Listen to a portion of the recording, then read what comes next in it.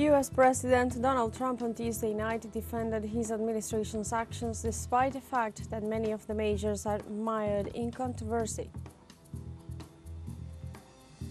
In Egypt, emergency Arab Summit Consolidates Gaza reconstruction plan. And Venezuela to pay tribute to Hugo Chavez on March 5th, 12 years after his physical departure. Hello and welcome to From the South. I'm Alejandra Garcia from teleSUR studios in Havana, Cuba. We begin with the news. U.S. President Donald Trump on Tuesday night defended his administration's actions despite the fact that many of the measures are mired in controversy. Amid applause from Republicans and rejection from Democrats, the president called his administration the most successful era in the country, having achieved in 43 days what other administrations have taken 4 and 8 years. When he referred to the fact that more U.S. citizens thought the country was heading in the right direction, a Democratic congressman was removed from the room after protests that interrupted his speech. Trump reiterated old promises and made new threats. He confirmed that immigration crackdowns would continue and reaffirmed accusations that the migrants who entered through the border were dangerous criminals.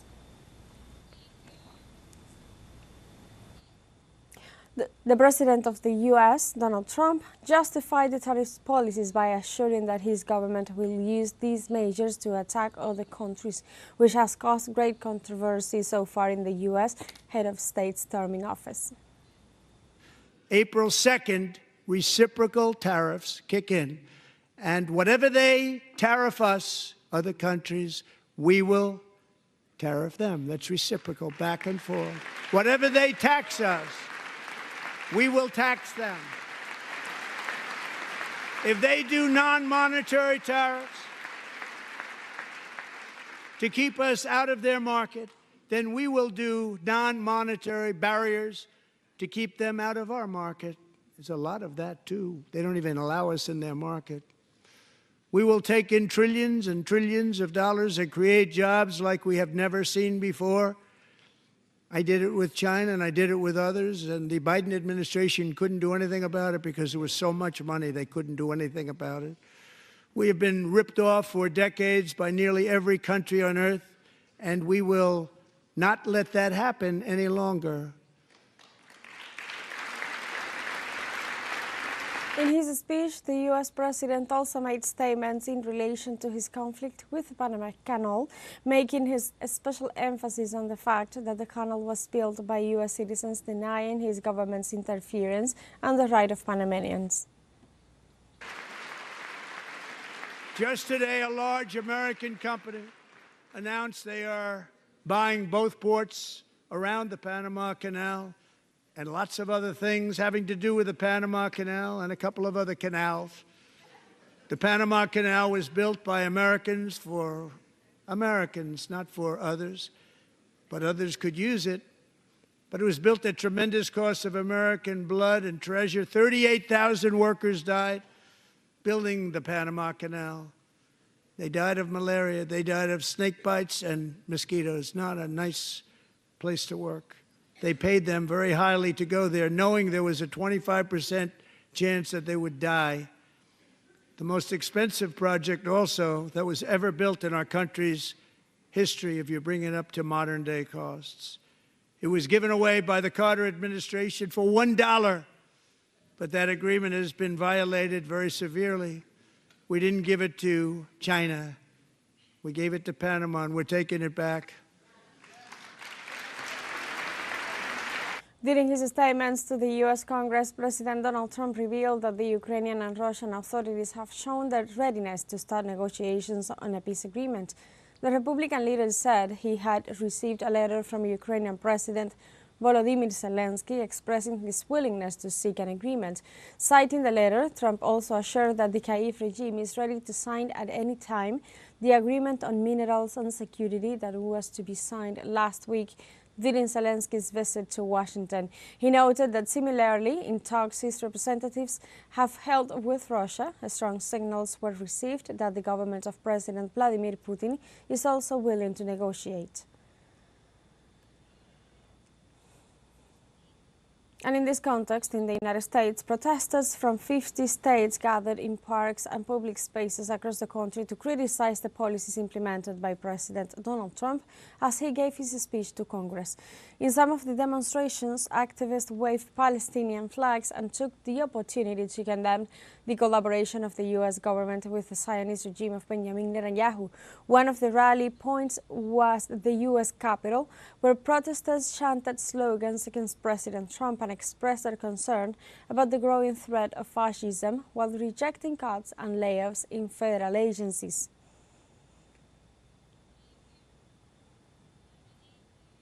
The government of Venezuela activated a plan of absolute productive independence in response to the new U.S. sanctions against the operations of the oil company Chevron in the country. In reaction to Washington's decision, which orders the oil company to cease operations in Venezuela as from April 3rd, the executive vice president of the Bolivarian country, Delcy Rodriguez, said the Trump administration yielded to the pressures of the Venezuelan far right, and it was harming itself by causing an increase of the fuel price in the North American nation. The vice president also informed that under President Maduro's orders, an absolute productive independence plan has been implemented to allow the Venezuelan oil industry and economy to continue its stable and diversified recovery. On Tuesday, Peru's former president Pedro Castillo is having his first oral trial for the alleged coup attempt at the end of 2022. He was being detained in Barbadillo prison since then. The prosecutor asked for 34 years in prison for the former president for having announced the closure of Congress, the intervention of the judiciary, and the installation of an emergency government.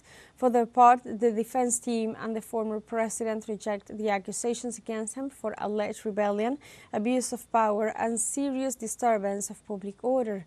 They also reaffirmed their condemnation to the Congress for the coup d'état and for his unconstitutional dismissal.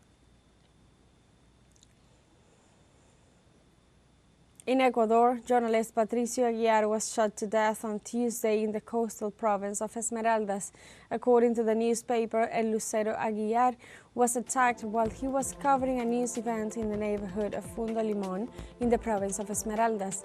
Preliminary information reported that the journalist was shot more than 10 times and he was murdered inside a house. Esmeraldas is one of the provinces most affected by violence in Ecuador.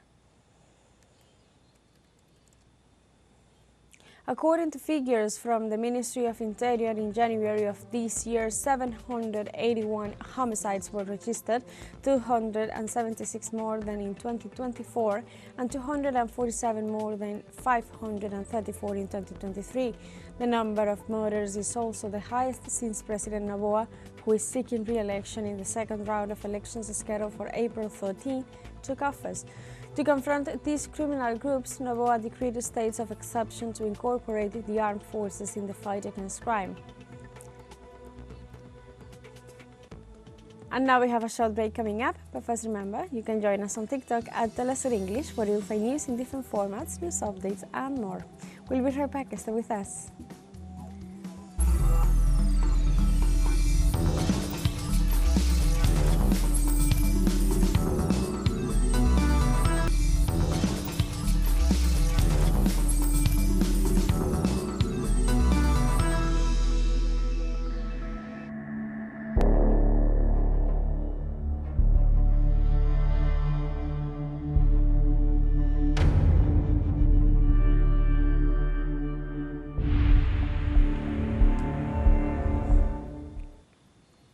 Welcome back to From the South.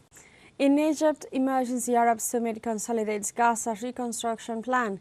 The plan pursues the reconstruction of the Gaza Strip and aims to maintain that territory and the West Bank under a single authority. Furthermore, it rejects the attempt by the United States and its allies to displace the Palestinians from their territory. The text of the agreement requests the United Nations Security Council to provide international peacekeeping forces.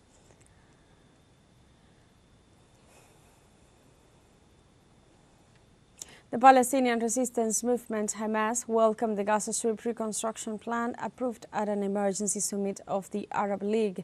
Through a communiqué, the movement applauded the approval of the project and asked to ensure all the necessary components for its success. It also urged the Arab countries to demand that Israel comply with the ceasefire agreement in the enclave, which came into force on January 19th. In this sense, the participants of the extraordinary summit of the Arab League approved the reconstruction plan with the objective of maintaining the presence of the Palestinian people in their lands. In Palestine, the number of people killed by Israeli attacks in the Gaza Strip has risen to more than 48,000 victims.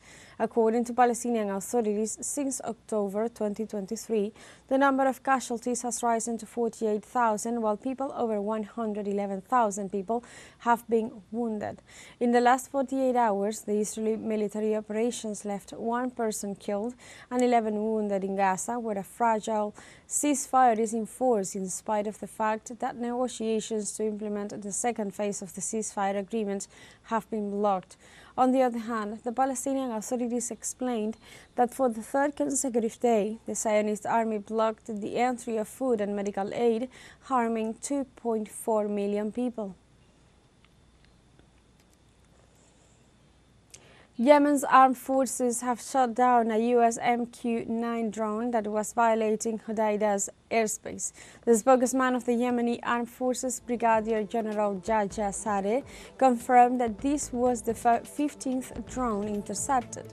Sadeh emphasized that the Yemeni forces will continue their defensive missions to reaffirm their commitment to confront any aggression against Yemen and to support Gaza and Lebanon in their fight against external aggressions. He also stressed the importance of monitoring and tracking hostile movements in the Red and Arabian Seas to protect national sovereignty.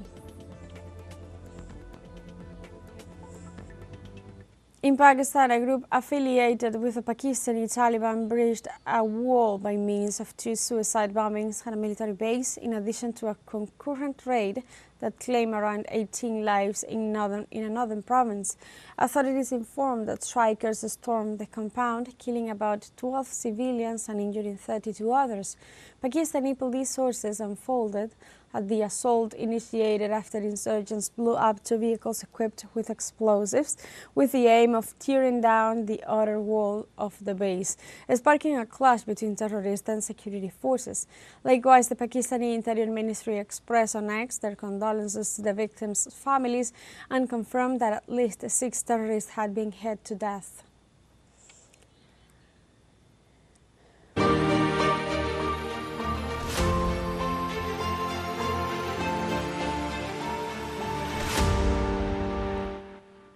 The Polish government confirmed the suspension of U.S. military aid deliveries to Ukraine through the country. Polish Minister Donald Tusk described Washington's decisions as the biggest challenge of the last decade. Tusk said the White House suspended the delivery of military cargoes to Ukraine through the logistics center of Jasionka airport in the Polish city of Cesar. According to the U.S. directive, the decision of the transfer of weapons also affects those that have been shipped from the United States but not yet delivered to Ukraine.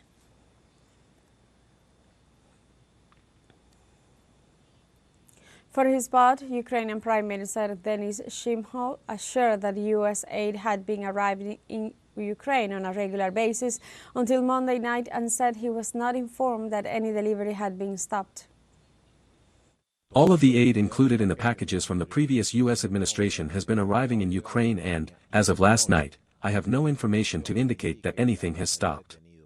All of the aid packages were being delivered and, as of last night, we were receiving all of them. The United Nations reported that more than 140,000 people have fled the Democratic Republic of Congo due to the armed violence in the African nation. The United Nations Refugee Agency reported that nearly 80,000 Congolese have taken refuge in neighboring countries since last January, while 61,000 others arrived in Burundi as part of the exodus triggered by the armed conflict between the Congolese army and the M23 rebels. Only 17,000 people are reportedly living today in refugee camps, schools and churches around the city of Goma, while 414,000 were displaced during the last few weeks and forced to return to their home villages.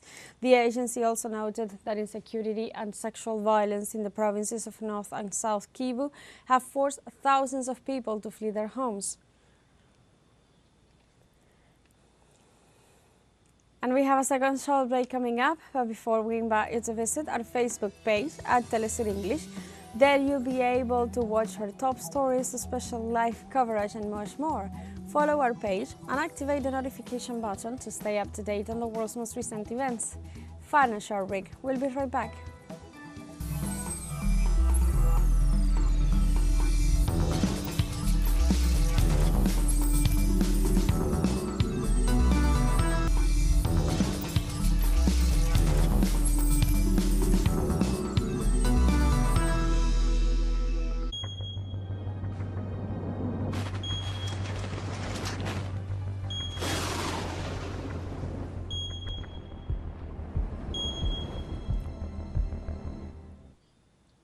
Welcome back to From the South. Thousands of officers were deployed by Australian authorities to prepare for the arrival of tropical cyclone Alfred. Prime Minister Anthony Albanese reported that the cyclone is approaching from the east of the country, mainly impacting the state of Queensland and New South Wales,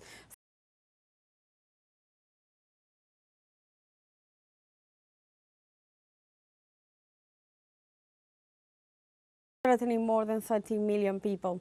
The Weather Bureau said that Alfred is a Category 2 storm with winds of up to from 90 to 130 kilometers per hour expected. In this context, authorities ordered the closure of more than 500 schools in both regions, and the damage caused by the winds is expected to start from this Wednesday night.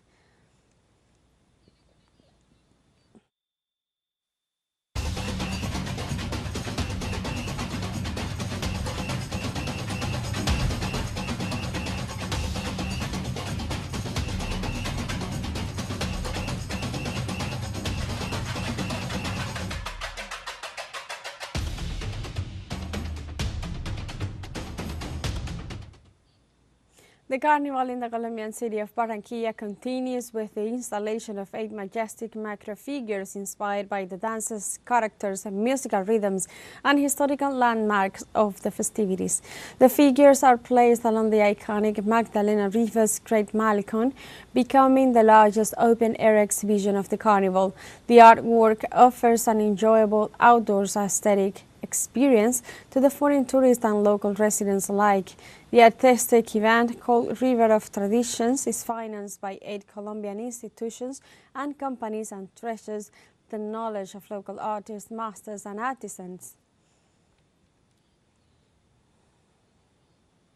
Meanwhile, it's the final day of Carnival in Brazil, and here's our correspondent Amir with more. It's Fat Tuesday in Brazil, and this only means one thing: Carnival ends at midnight. To all of the Catholics in Brazil, the majority of the population, although it's a shrinking majority, this means that tomorrow Lent starts, a period of 40 days in which good Catholics are supposed to sacrifice something they love. Often this sacrifice involves things like giving up drinking, giving up dancing, all of the things that are popular in Carnival, which has been going on for the past few days, a period when historically in the Catholic Carnival tradition, people have enacted all of their vices for the final stretch before Lent. But we know that there's many other traditions that have fused with Carnival here in Brazil, the Afro-Brazilian religions and other folk culture from the indigenous people and the Roma people.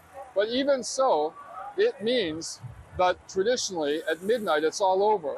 So for the local neighborhood carnival groups like Estrela, a Frevo organization founded in 1915, one of the oldest in Brazil, which is about to take the streets here, in the city of Paudalho, about 60 kilometers outside of Recife.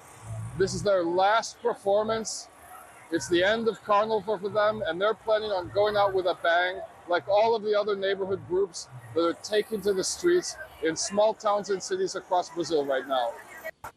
The Venezuelan parish of Petare in the state of Miranda celebrated the Carnivals 2025 with different recreational activities. The festivities include concerts and float parades, as well as sports activities such as soccer and basketball and recreational games, including inflatable mattresses, costumes and face painting. The cultural activities were present until this Tuesday, March 4th, which ensured fun for children during the celebration.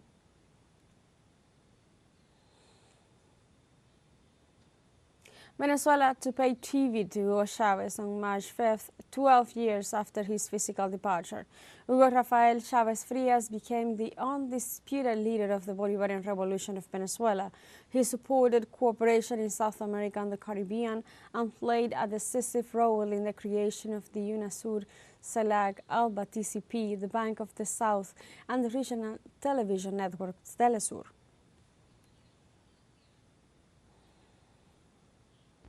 As part of the commemoration of the 12th anniversary of the physical departure of Hugo Chavez, the PSUV called for a mobilization this Wednesday, March 5th, the March 6th, to honor the memory of the leader of the Bolivarian Revolution, as well as his political ideology and historical legacy. The schedule includes a stop for ecumenical prayer at the Dr. Carlos Arbelo Military Hospital and a commemorative cantata before heading to the Cuartel de la Montaña 4F, where the remains of Commander Chavez rest.